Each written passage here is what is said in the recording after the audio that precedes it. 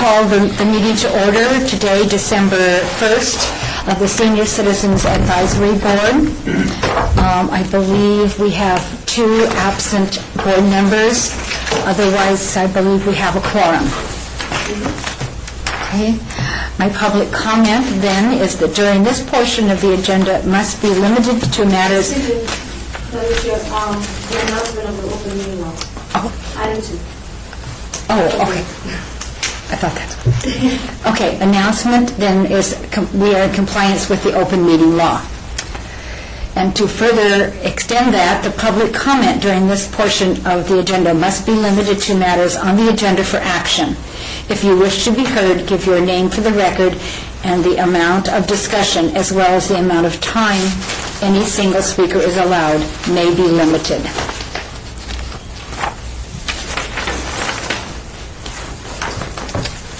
Hearing none, let's move forward to the approval of the minutes. I believe that everybody has or has read a copy of the regular meeting of November 3rd, and the minutes were either sent out electronically or provided here today.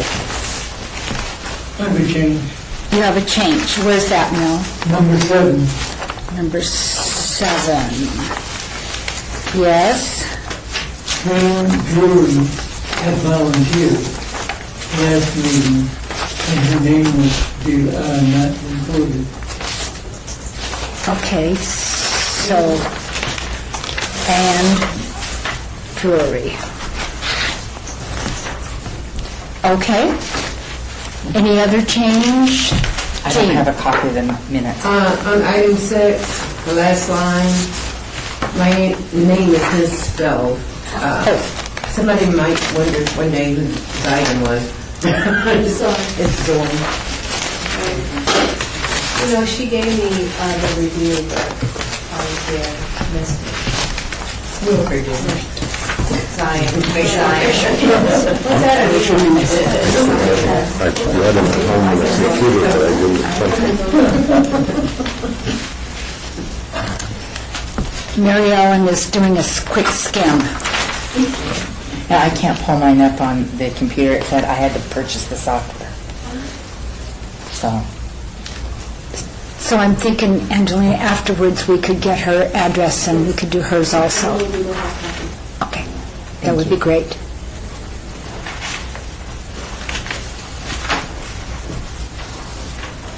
Any other correction that anyone else sees or addition?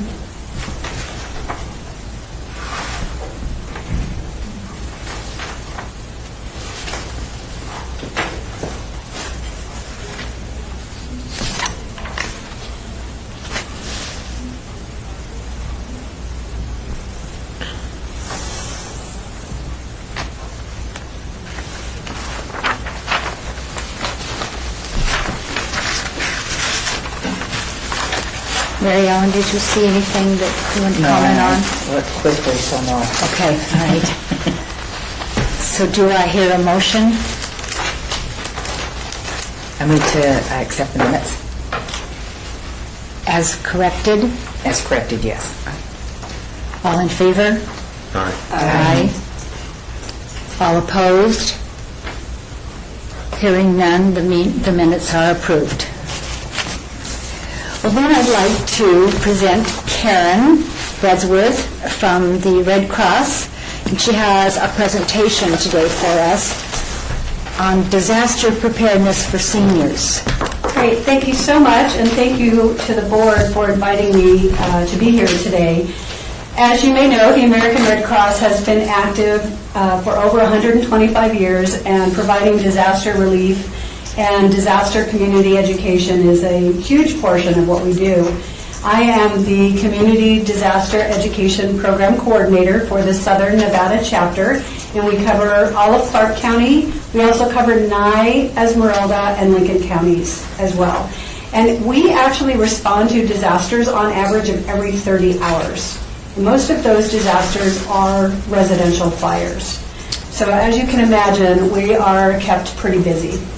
And then, of course, there are the larger disasters that occur, the flooding that we had up in the northeastern part of the state almost a year ago, and that seems to be happening rather regularly since I've moved here to the Valley. And one of the things that we have found is that it's really important to help people understand that there's a lot that they can do to help themselves during a disaster. And in order to fulfill our mission, which is to help people prevent, prepare for, and recover from disasters, we go out into the community and we talk to folks and help them figure out what it is that they can do to help themselves. Because when a disaster occurs, a lot of times the regular services that we are used to relying on, like utilities, electricity, water, phones, and emergency services like fire and police, can be significantly overloaded, or in the case of utilities, non-existent. And we want to try and help our community and help our emergency workers by helping ourselves. And that's really the goal of what I'm here to talk to you about today, because our seniors are, especially with some of the perhaps special needs and mobility issues that they may have, they also need to think about what are their needs on a daily basis and how can they prepare themselves so that those needs continue to be met if they can't immediately access emergency services. Because emergency services is going to do triage. They're going to be looking at what is the life-threatening emergency and what is something that can wait a little while. And they're going to be going and responding to that life-threatening emergency. And meanwhile, if you have something that's more minor that you can take care of yourself, or that someone who lives with you can help you take care of, then you're going to be more self-sufficient until such time as emergency workers can get to you, or they're going to be able to stabilize you until you can get to a hospital where you can get the services that you need. Just to give you a little bit of background about myself, I've been with the Red Cross for 12 years. Before that, I was an emergency medical technician down in Arizona, and I also spent 6 years as a community relations specialist volunteer for the Glendale, Arizona Fire Department. So I've been doing community education for over 15 years. It's something that's very near and dear to my heart. With the Red Cross, I started as a CPR and first aid instructor, and then I moved over to disaster services just in time for 9/11, 2001. That was the very first disaster that I personally dealt with, which was a real eye-opening experience, even for those of us who had been in disaster services for years and years and years. I have served on several disaster relief operations, including hurricane in Florida and Alabama, and what used to be the most large, or the largest, I should say, wildfire in Arizona, the Rodeo Chetasky fire, which is now the second largest fire in Arizona because of the fire they had this past summer. So I've been doing this for a little while, and I was paid staff for 8 years. I'm a volunteer now, and I continue to work with the Red Cross because it's a mission that I deeply believe in, and I believe that anything we can do to help each other be self-sufficient and help each other recover from disasters makes us stronger.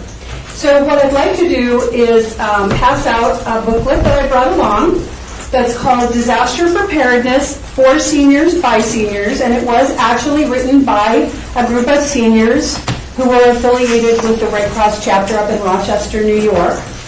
And they said that they wrote the book in the introduction because they experienced a large-scale disaster and realized how vulnerable they were because they did not have the equipment and supplies that they needed to take care of themselves in a disaster.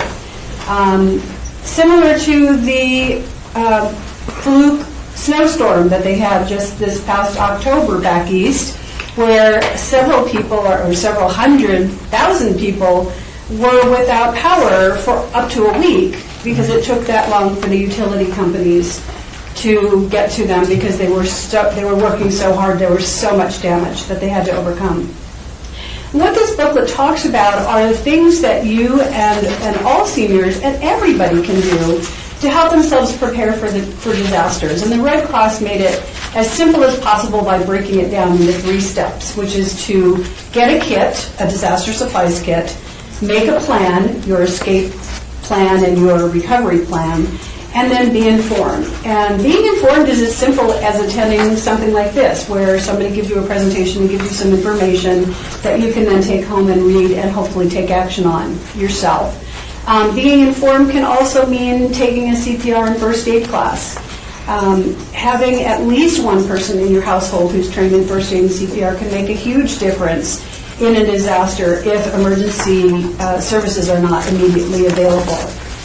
And everyday life, a medical emergency can occur at any time to any of us. And so knowing first aid and CPR is very helpful to your fellow citizens.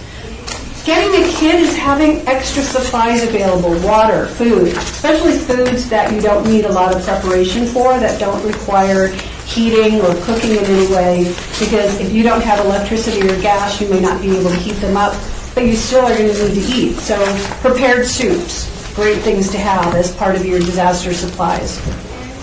Mickey and I were kind of talking a little bit before the meeting and trying to figure out, what would be the key things that we would want all seniors to have if they do nothing else immediately, to at least start with these two things. And the first thing is a communication plan.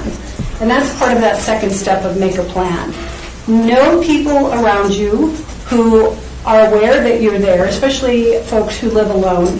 Make sure that they have a neighbor or a friend or a manager in their apartment complex, somebody who knows that they're there and would check on them in a disaster. And most especially to have a contact outside of the Las Vegas area as an emergency contact, so that if we did have a large disaster, such as an earthquake, you would be able to reach that out-of-town contact more easily than you would be able to reach people within town because of the way emergency communications work.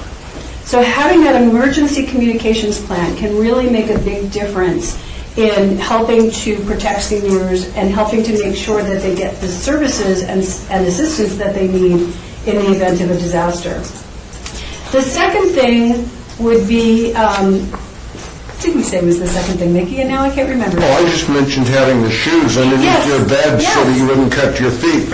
When there's a disaster, there's a lot of debris, or even if there's a fire in your own home, having a pair of shoes on your feet is going to protect your feet when you get out of bed, so that you're not rushing through a burning building with your bare feet.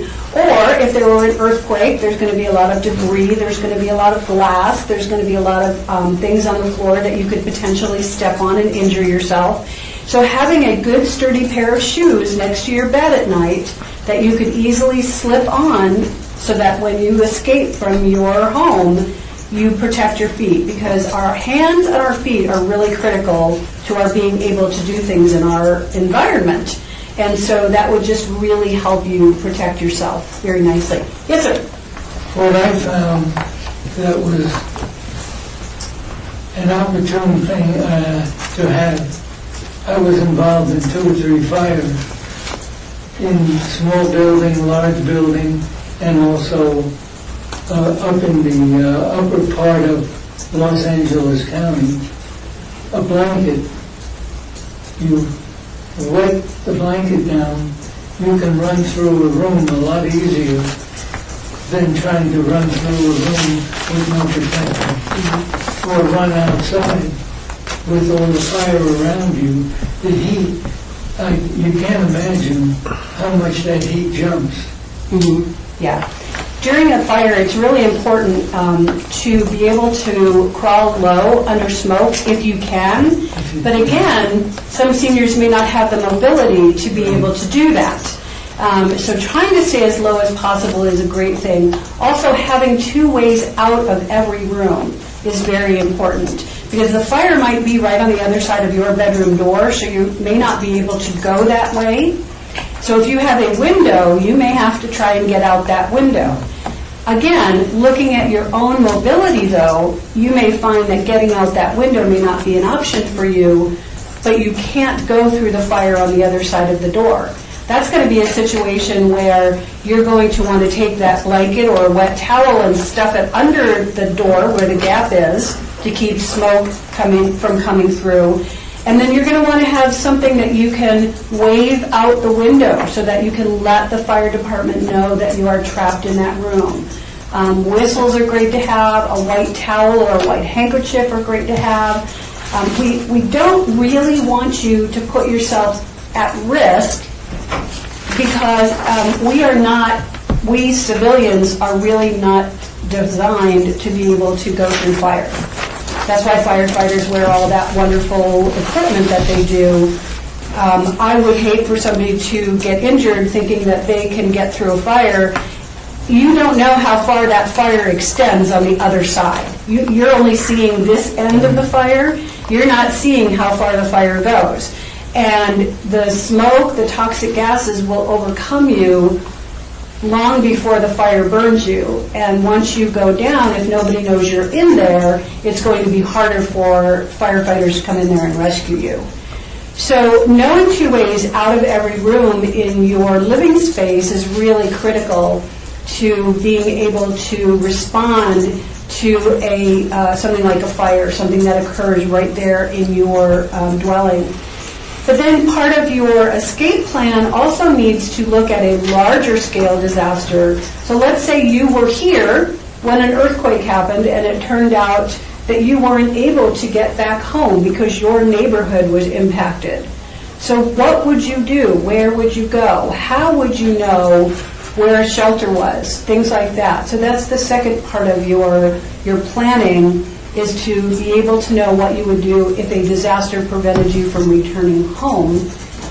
Being able to listen to a radio, for example, making sure that you have access to a radio that works on batteries or some alternate power source rather than electricity, so that you could listen for announcements that would say, if you live in this neighborhood, you can't go home, it's too dangerous, and the Red Cross has opened a shelter at this location, and emergency management officials are asking you to go to that shelter.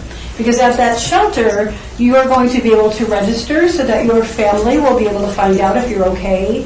You're going to be able to have somewhere to sleep. You're going to be able to get something to eat. You're going to be able to get water until it's safe for you to return to your home.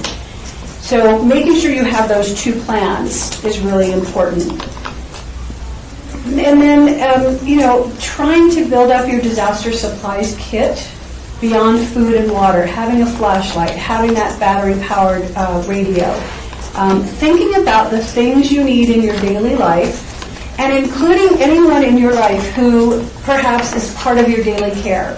If you have a caregiver, someone who comes and visits you on a regular basis, a home health aide, anything like that, make sure that they know what your emergency plans are too, because they're part of your caregiving network.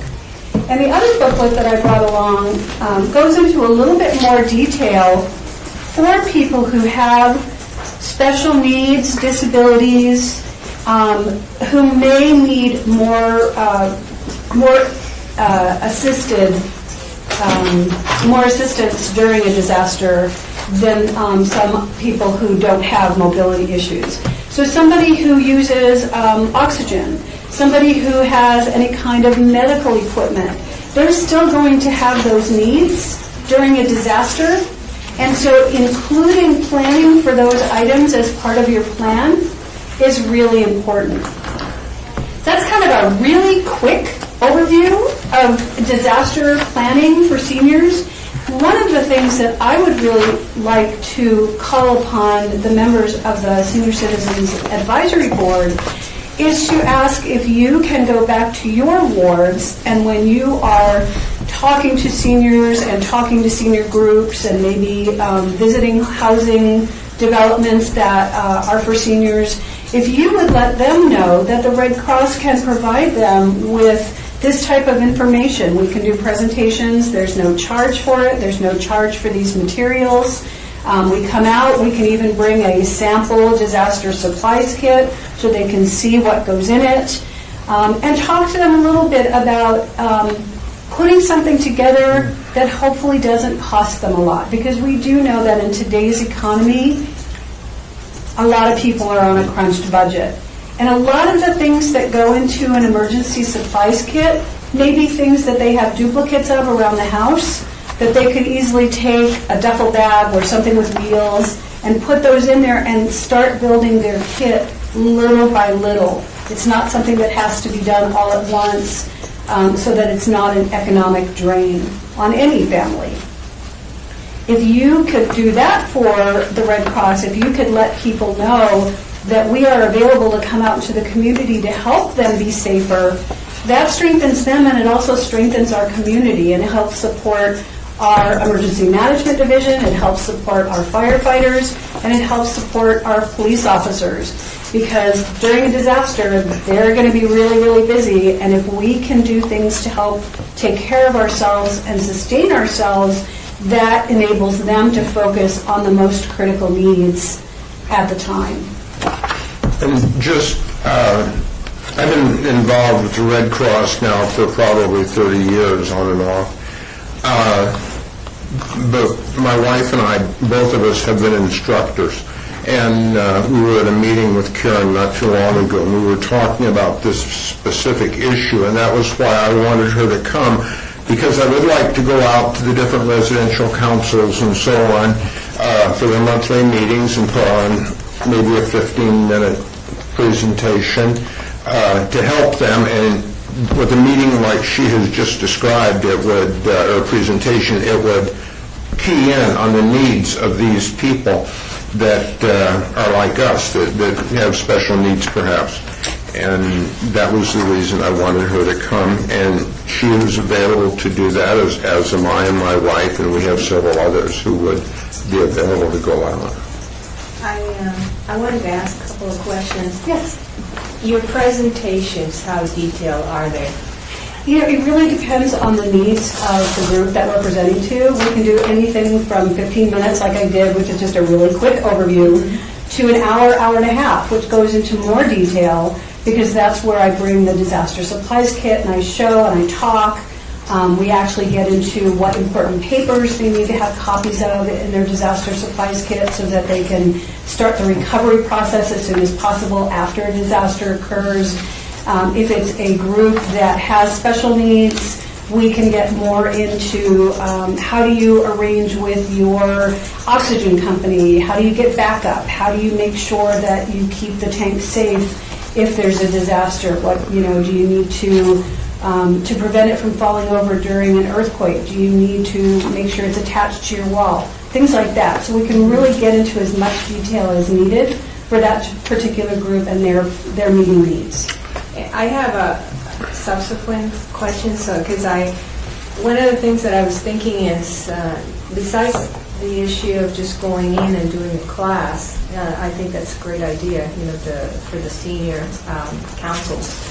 But the other thing that was coming to mind is, how is each facility, do they even have an emergency preparedness plan? Because let's say we work with Stella Fleming, Sartini, Jamestown Towers. Some of them are either owned by Catholic Charities or most of them are Housing Authority. And if we had an emergency, how would the housing itself be prepared? Because you're going to have those individuals who are on oxygen or who need special assistance, but if the utilities are gone, how do they continue breathing? And so, what is their responsibility and how do we train? Now, the city has its own emergency preparedness program, and I'm wondering how different your program is from what the city is doing. Because I know they have their CERT,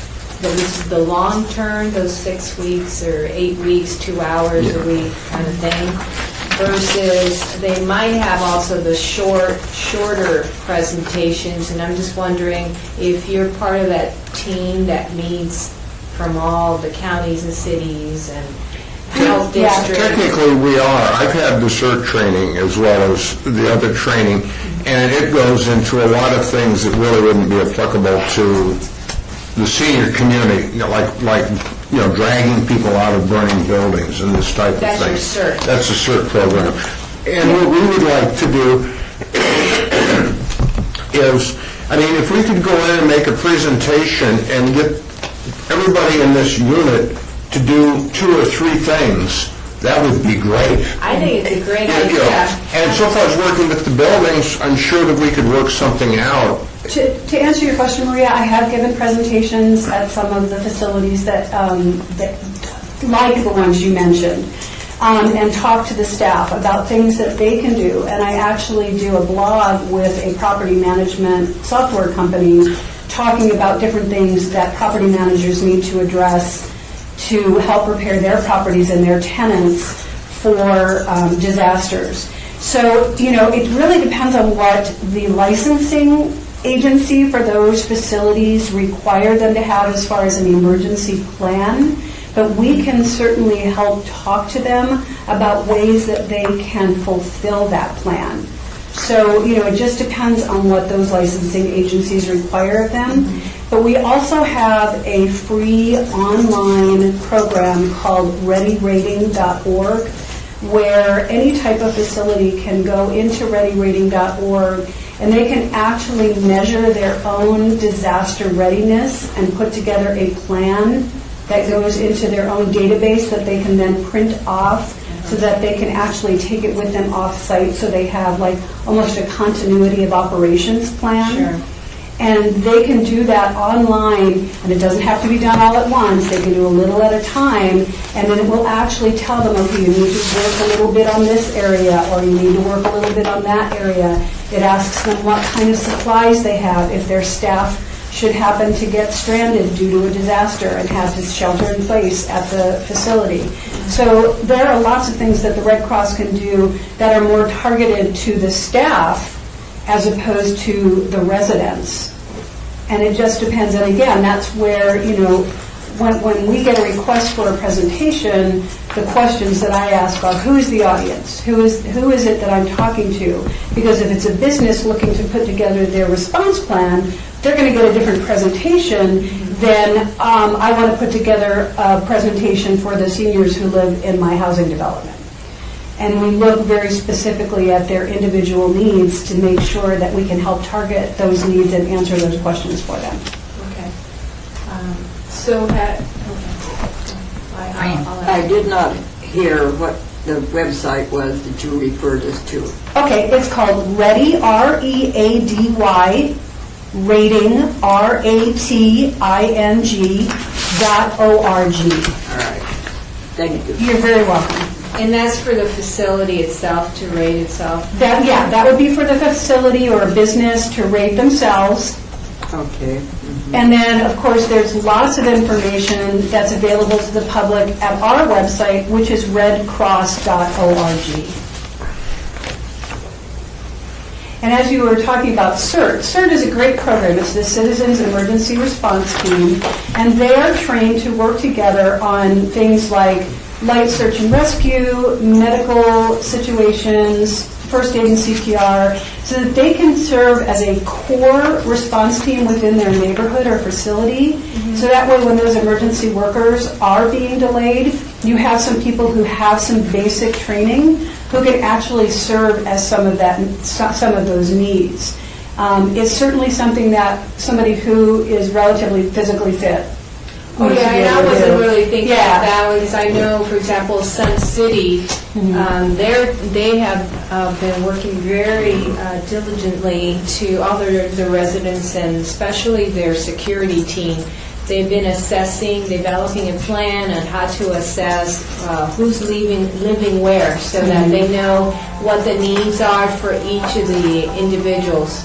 So I know the search, but I do have, I know that within the city, there are some programs, so in addition to whatever we do with Vice Chair Moore, we'll probably figure out, because I got to merge what we're doing and what they requested with something that you may have. So I think it's fantastic, and I'm glad that this was brought up, because part of what I was thinking for next year with some of my programs was to do that emergency preparedness. Yeah, so I thought this would be very appropriate, and I just was so glad when I got talking to Karen to have her come and see what we can do to go out and help our seniors. And we work closely with emergency management throughout the valley, whether it's the city, the county, Henderson, North Las Vegas, the fire departments. We want to help supplement their programs. Right. And provide some of that additional personnel and resources that, cities and municipalities are very stretched. We rely very heavily on volunteers here in Southern Nevada, as the way we do throughout the United States with the American Red Cross. So, anything that we can do to help supplement what the city is planning, we would love to partner with the city to be able to reach residents and businesses to help them be safer. So one of the things that we may do, Mickey, is to discuss, set up a meeting with our folks that handle it and Karen, and come up with a plan, because we can do multiple presentations, and we could do, for example, there might be, depending on the need, and just, doing like 2 or 3 things that we do in a series. Like this month, we're going to talk about, I don't know exactly all of what you cover, but there might be something where we can really have them think about it. Because sometimes you go to one and then you forget. But if we keep bringing it back and highlighting, now there was also, I was told that there might be something else that could be done. We could find, at one point years ago, we had given away like little fire suppression, little cans with fire suppressions. Our fire department provides that, the Fire extinguishers? Fire extinguishers, thank you. And so there might be something where we can engage multiple, Yeah, we could have different organizations. Right, so Karen then- could do one, and the fire could do another, and maybe the police Right. department could do something else, and right. that would And so expose them. if we come up with that plan, since you're an expert there and you've been going, we might just, we may just have you take a, if you like this, and it seems like you do, maybe we could just get the lead, because, we've had some wonderful presentations from the health district as well, because I handle the faith community, working with the faith community, and we're trying to get them to sign up as locations where they can do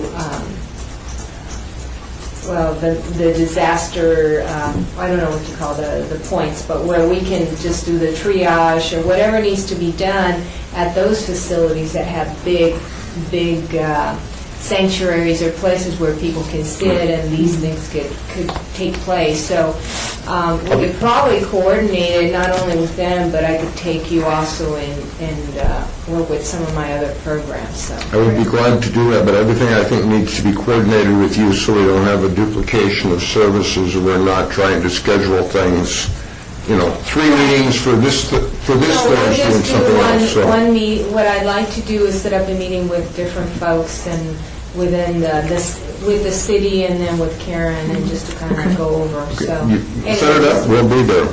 So we'll figure it out. Great. Well, thank you so much. Well, thank you for coming. Thank you for coming, yes, thank you.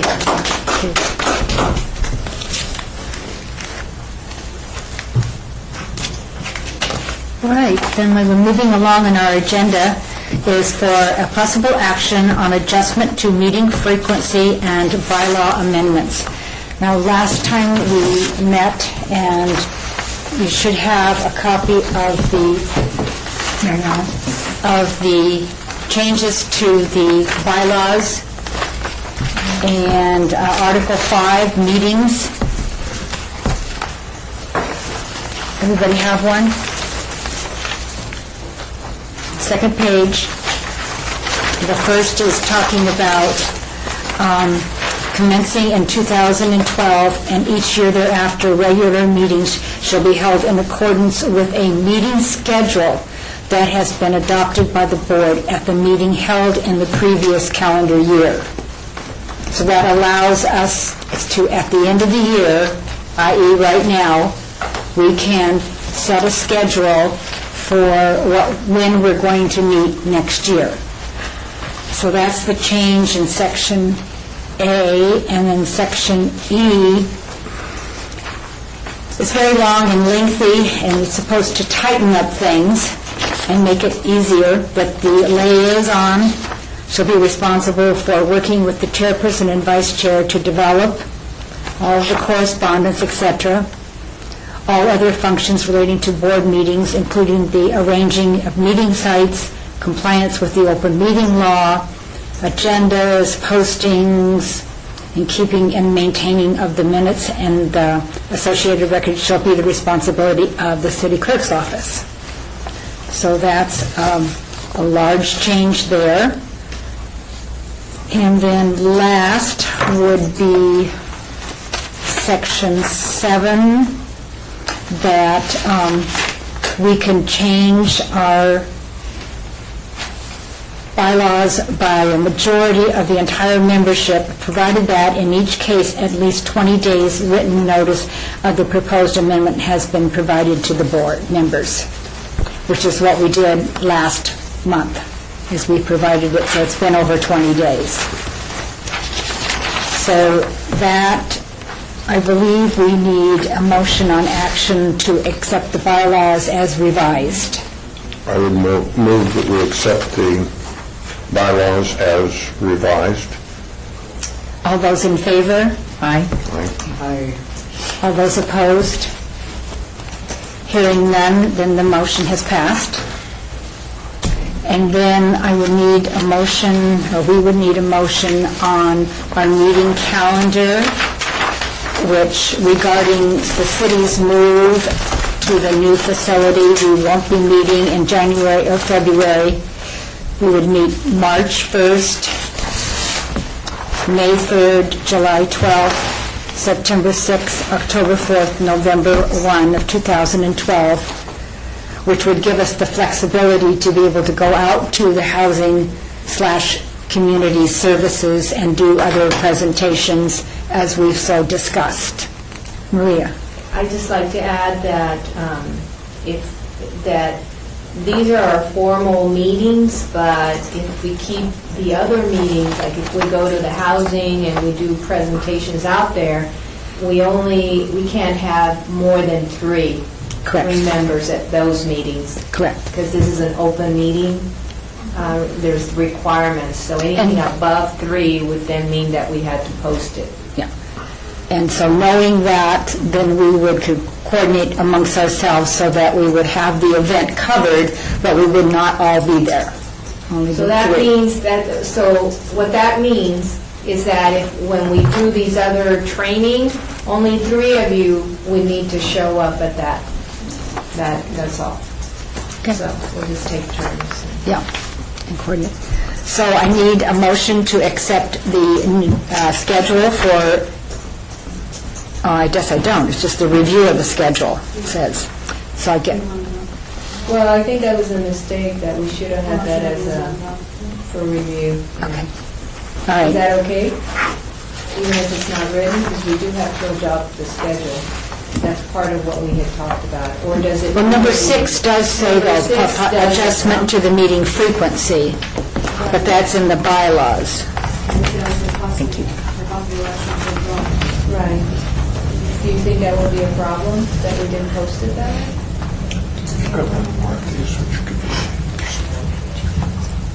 Can we just do it, or do you want me to go downstairs and ask her, or, I mean, We could, she's in council chambers.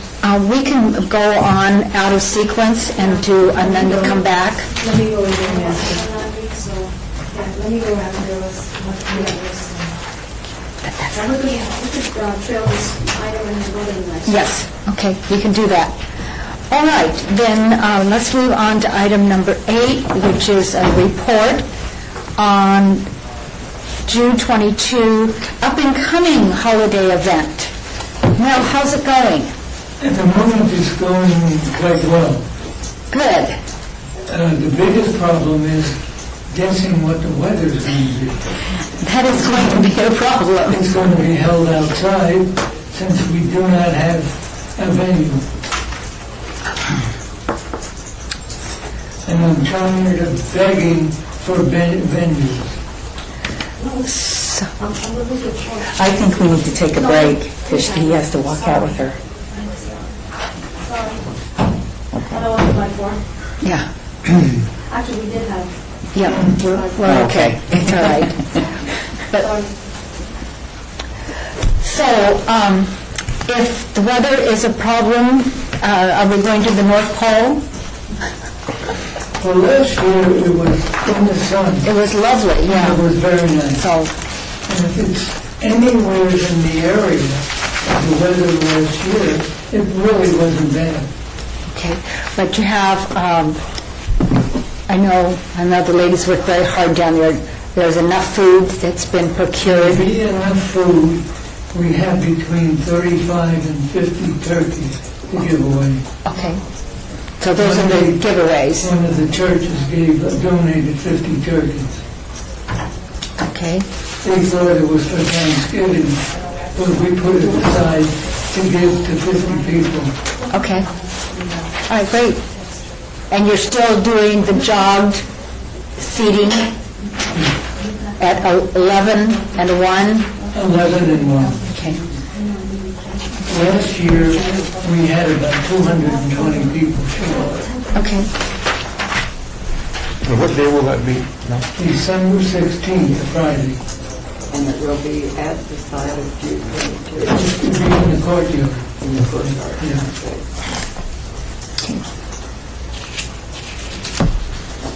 9 o'clock, 9:30. Help set up. People start arriving. And then the meals are served at 11, Not meals, food. or the food is served at what time? The two serve? 11 and 1. Somewheres before 11 and somewheres before 1. Okay. I don't want to put down the time. Yeah, I understand. Anything else that you need done there? Except for those of us that have volunteered to come help. That's about it. Okay. We're getting gifts put together for everybody Okay. of one kind or another. Another.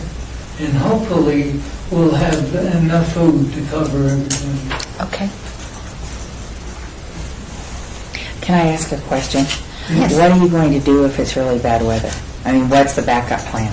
We don't have a backup plan because we can't get the interior room. So it'll be canceled then? It would have to be canceled if it's that cold. Because if it's like today, it would have to be It canceled. would be canceled. I don't want people getting sick. Right.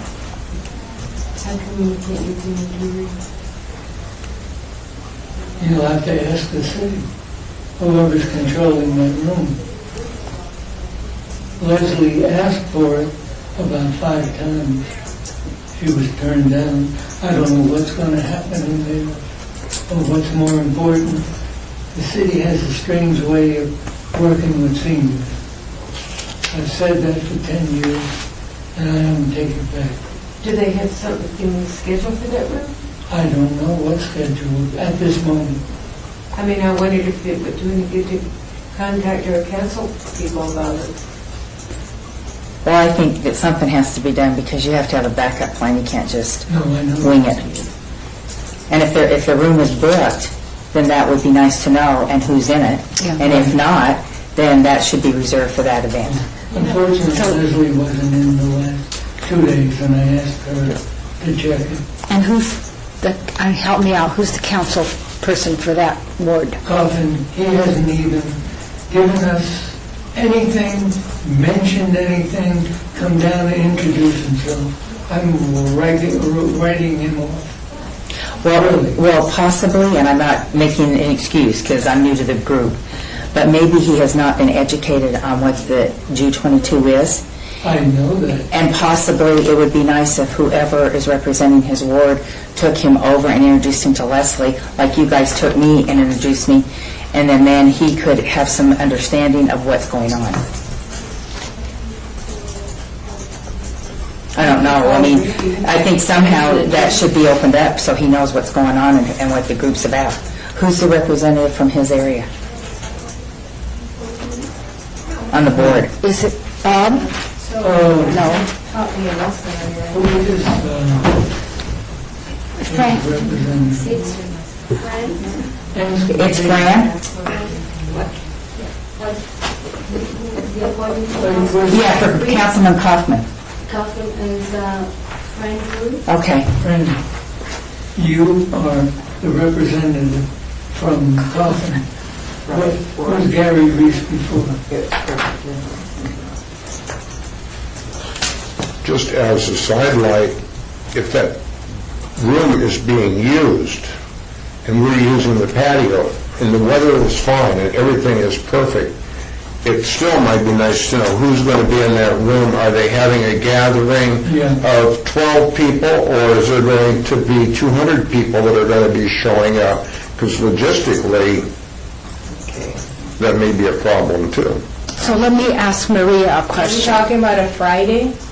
December 16th. Yes. It's a Friday, there's nothing there. Well, We're closed. there evidently is, Maria, just so you know, because Leslie tried to get the room as a backup, and Councilman Kaufman, according to the information that we've gotten, hasn't Kaufman? been really helpful. So I suggested that whoever the representative is, to take him over like you guys did to introduce me to Leslie and make him aware what the situation is to get him more involved. Yeah, but Sorry, Miss. our department controls that room, so. I And mean, we if just- you're You closed just on, need to go and check it today before you leave. I mean, Well, I agree, we should have a backup plan. I mean, it could be gorgeous, it could be like today. Right. Yeah, because you can't just No, leave in it. December, you can't figure. Yeah, I'm and sorry, what? no, I'm trying to say, who do we contact to find out if the room is available? That's what I said. She- And we are in and charge, you're- and I used to be able to look at that, but they took me off of it, so I can't. I don't But we could have- check I have to with walk someone upstairs today? Second, yeah. All right. So we could do that afterwards and check to see if we can, all right. Is that Great. Sure. acceptable? Thank you, Maria. Okay,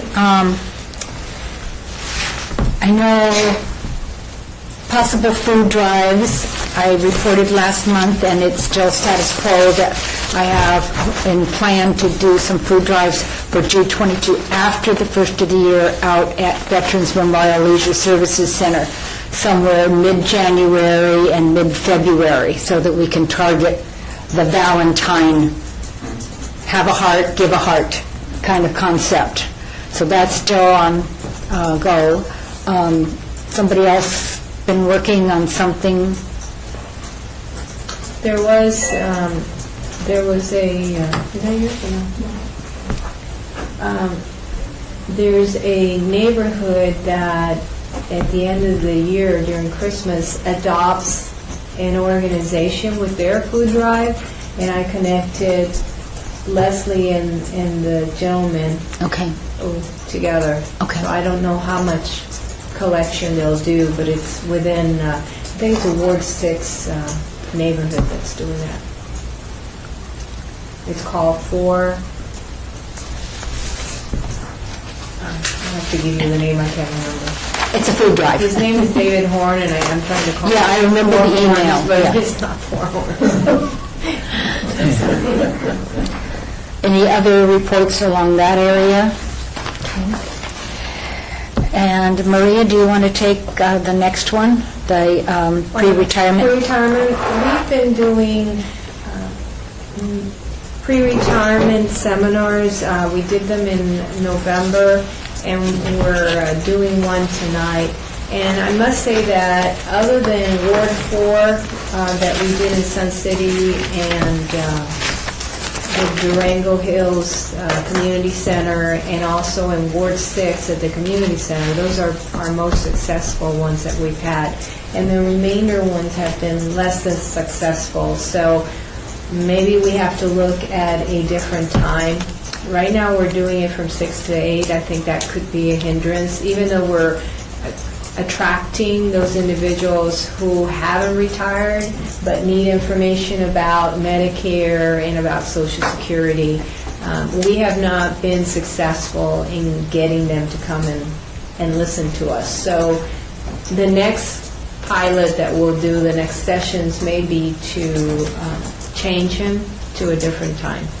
And I would agree on that because I know that David Carroll did one at Las Ventanas, and it was done at about 2 p.m. in the afternoon. I attended it, and there were like about 15 people there, which is better than anything that we've had happen with our 6 p.m. And I'm just starting really, that really jogged my thoughts that sometimes people don't want to come out after dark, Good point.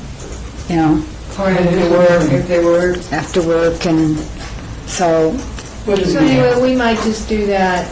Well, for Ward 3, we only had 2 people show up, and Durango, there were about 9.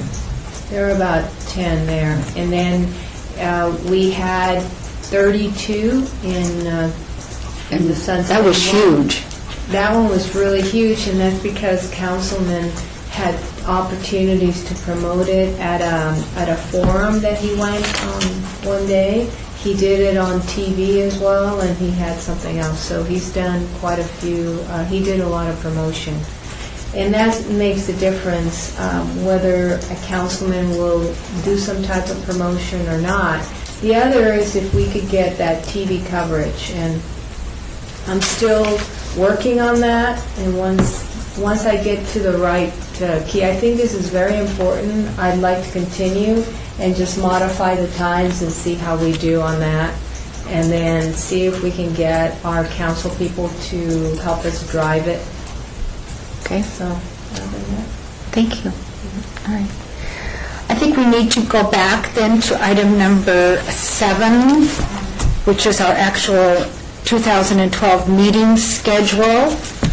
Madam Chair, Yes. from a parliamentarian point of view, when you acted on item number 6, which involved your meeting frequency and your bylaws, the schedule was just something we attached as a Okay. convenience. You actually, the bylaws included the adoption of that calendar that was provided last meeting. Yes. So I really wanted to clarify that. you So- rolled through it and incorporated it at the same Okay, time. so everybody now has a copy of that Well, 2012. there's also a calendar when you click on the background information. I don't know if you went on Yes. the internet. There's, I can email you that. And maybe that's what we'll do. I know you guys are used to posting it, but for my group, do you mind if I just email We whatever? wouldn't actually be posting the individual board calendars, we just do that for council, but we could, that's the calendar. Yeah, I was thinking, I may be calling it posting, but you Yeah. have it as background As attached. information as attached. And what I'm thinking is that they're so used, all these years they've been used to me sending the Well, and background. Mary Ellen was having a hard time getting on. Evidently, she got a comment that said... About downloading a software that I should purchase in order to be able to download the documents. There's only if you want the Adobe Professional that allows you to manipulate the documents as well. The reader, there's a reader you can download that there's a link from the city and it's free. The Okay, PDF, thank that's you. the PDF reader, is that? I didn't get that, I got the... And a lot of times it'll come up, if you go to open something, it'll say you don't have all of the software, and you just cancel it, and then you may get another one, and you cancel it, and it'll come up, and you can look at it, but you can't modify the Oh, I document. don't want to modify it. I just wanted to read it. We actually put it out as PDF so it can't be modified. Right. So, Give me that calendar, I'll go make copies for the rest of the board. but they have this. And I'll do the color count. Okay, how's that? Perfect. And I circled it to make it the color pop. Okay, well, I think that probably takes care of it unless there's any public action at this time, which, seeing none, I guess I need a motion to adjourn. I make a motion that we adjourn. All in favor? Aye. All opposed? Hearing none, then the motion